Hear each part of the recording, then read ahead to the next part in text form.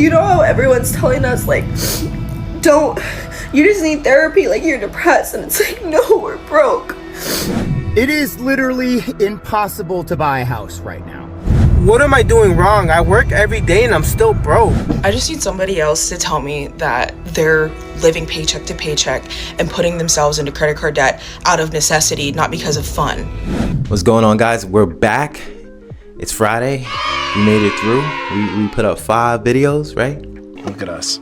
Hey, look at us. Look at us. Huh? Who would have thought? Not me. Kept my word, guys. I'm working and I'm editing. It's a lot, but I appreciate you guys. I appreciate the new subscribers. Is the American dream dead? That's the question today, and we're gonna take a look. Have y'all ever heard the saying, living paycheck to paycheck? Well, if you don't know what I'm talking about, let me put it in perspective for you. I had $1.83 in my bank. I just swiped credit at the gas pump so I could get $10 for gas because I was on E, my friend. And hopefully in 2 business days, I get that $10 back in my account because my bank does not play, man. They charged me $40 in overdraft fees because I was overdrafted 7 pennies. I ain't even playing it. Banks do not mess around with their money, even if it's 7 pennies. So, all that to say, please hit all these buttons so I can get TikTok paid and get my $10. Yeah, the banks don't play that. If you have any money that you owe them, and I learned this at a young age. I think it was like TD Bank that I used.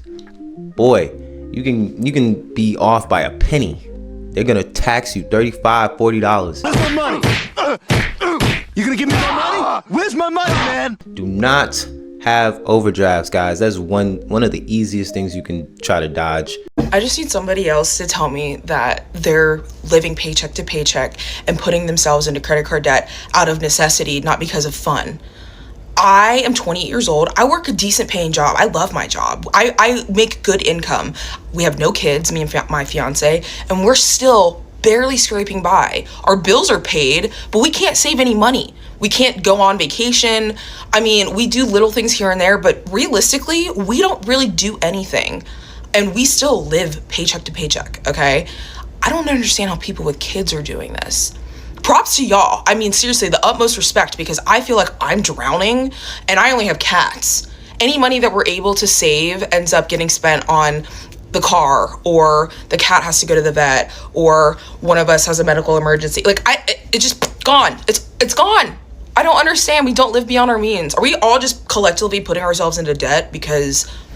I know I'm not the only adult that sits in their car wondering how they're making the most money they've ever made in their entire life, and it still doesn't seem to be enough.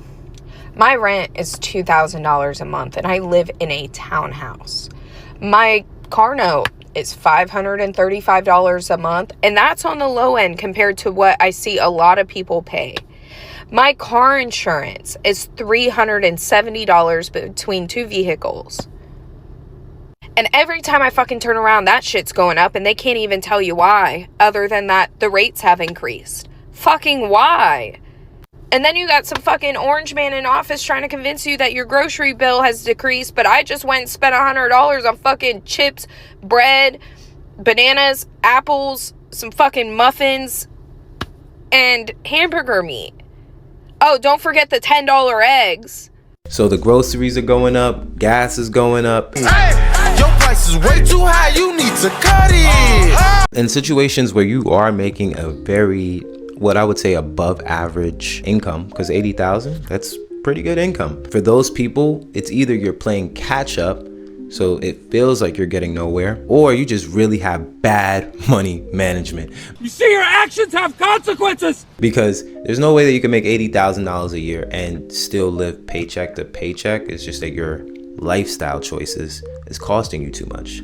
Okay, so I'm just checking. We're all unable to buy a house right now, right? Like, I'm not the only one who runs the numbers every single day and looks at the budget and is just like, there is no way on earth that this is potentially feasible for me. Like, I'm working with 2 very average incomes. They're not great incomes, but they're fine incomes. Incomes that 10 years ago probably would have meant that we could buy a house. I digress. Anyway, we pay rent so that we can live somewhere, because when we got out of college, we had to rent so we could theoretically save money to eventually buy a home. Except rent is so astronomical that we are actually not able to save for a home. Even still though, like, we don't pay as much in rent as I know other people do. We don't live in a huge city. It's somewhat affordable, even though I still think it's ridiculous. Compared to other people, it's still affordable. Okay, so subtracting that from what we bring home a month, like, yeah, there's still some money left. Except that somehow, no matter what I do, because we've cut back on everything, we've cut back on groceries, eating out, we haven't actually traveled in a while. I have a freaking coffee machine at home, so I don't buy coffee out of the house. I will admit that we do get avocados, but we do get them from Costco, so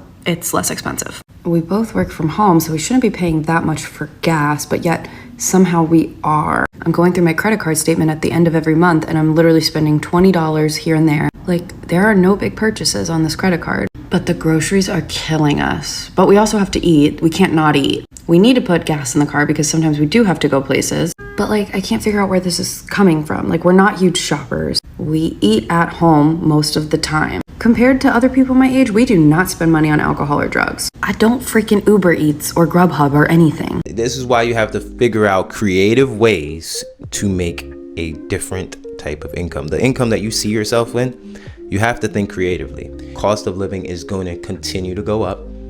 And as you can see, the housing market is only going to be a sweet time to buy in the coming future. But at the end of the day, the prices will still go up. Historically, that's just what it does. They don't build for no reason. So, you know how everyone's telling us, like, you just need therapy, like, you're depressed, and it's like, no, we're broke. Because why is everything so fucking expensive? Like, I moved to a different city. My auto insurance went up like $20. I don't know why.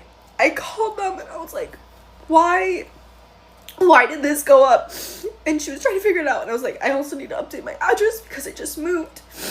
And she goes, okay, with your address updated, you live in a higher risk area now. Surprise. So she said it's going up $120 a month. I was going to figure out why it went up $20, and then she made it go up more. And I said, please don't do that, I can't afford it. And she said, I can't change it. And we're not depressed, we're broke. We're broke. welcome to the real world. Welcome to the real world. That's some real world experience for you. Yes, your zip code matters, guys. That really does matter. It plays a big part into what you're gonna pay. So these are things you gotta take into consideration before you just move just anywhere, because you can become a higher risk driving a car in a different area. You can become a higher risk living in a different area. So these are things to take into consideration, guys. What am I doing wrong? I work every day and I'm still broke. Like, I have a decent job, I make some decent money, but I live out here in Cali. Like, bro, as soon as I get paid, I have all these bills stacked up, bro, that shit wipes me clean. Like, fuck, I got no money left over. Making $100,000 a year doesn't get you anywhere nowadays. And then moving to Houston, moving to Texas, any other type of state, guys, like, fuck that, I'm not gonna move there. There's gotta be a better way for me to make more fucking money, or the things that cost so much money need to go fucking down, one or the other. I make almost twice the federal minimum wage, and I am still thousands of dollars below the poverty line. I am homeless. I live in my car. I cannot afford to rent an apartment. I can hardly afford to live in my car. Food is expensive. And it's tough times, you know? I work 40 hours a week. I am not in an entry-level position. I am in a skilled position. I make twice the federal minimum wage. And I am poor. And if that isn't the most late-stage capitalism thing, if you want to buy me a meal, my Venmo's in my bio. I mean, if he's talking about minimum wage being $7.25, twice that would be about, $14, $15. He said around that. Buddy, you're not making enough. And where you're at is gonna cost you a lot to be living. So yeah, it's unfortunate. It seems like this is very common for a lot of people today. Cost of living going up, and then you also have all the burdens of the debts that you've accrued years ago, either whether that be from school or having to spend on credit. Because I would nitpick, but I can't nitpick because look at the climate. Look at how everything is. Everybody's going through it.